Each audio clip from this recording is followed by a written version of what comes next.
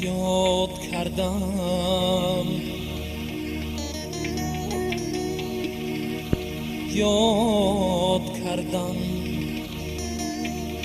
همچو تیز آغوشی گرمت مادرم،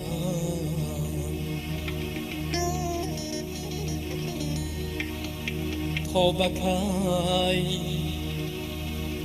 بکی تر می شود از آبی دیدن بسترم.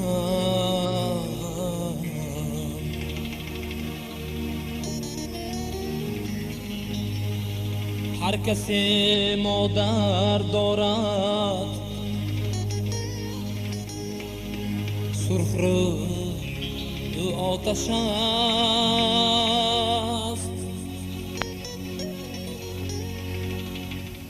به تو من ای مادری جان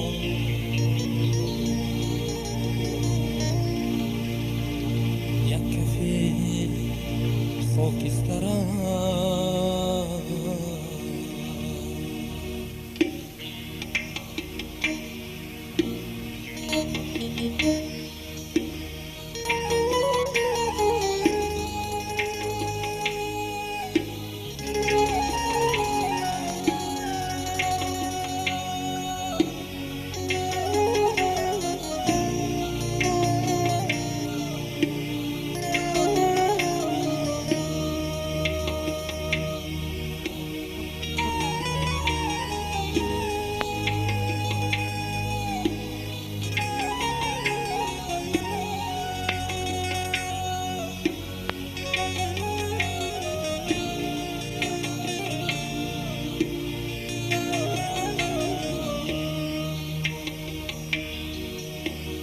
یاد دارم می سرودی چند سرود دم بدم،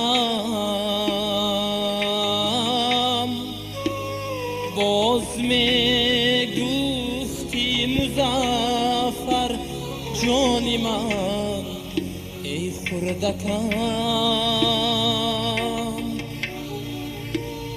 از سری خبری تو گیریان من به مثلی کودکم، کاش می دیدی تو حالا قد سر و قامتم به مادرم به مادرم.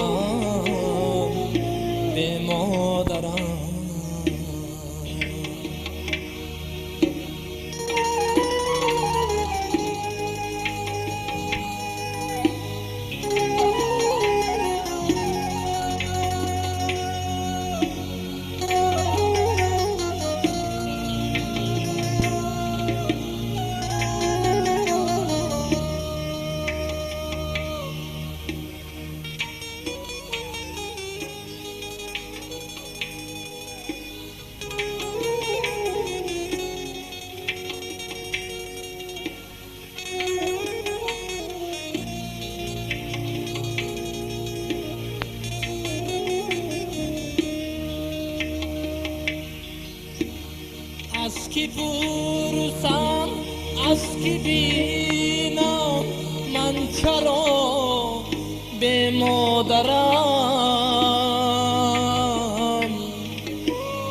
دوستان من آن سری از تن جدا به مادرم، گشته و برگشتم سوزد دلم بر حال خوب، گر کسی اصلا نمی گوید که من به مادرم، به مادرم، به مادرم، به مادرم،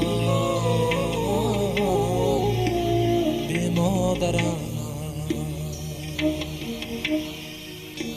به مادرم.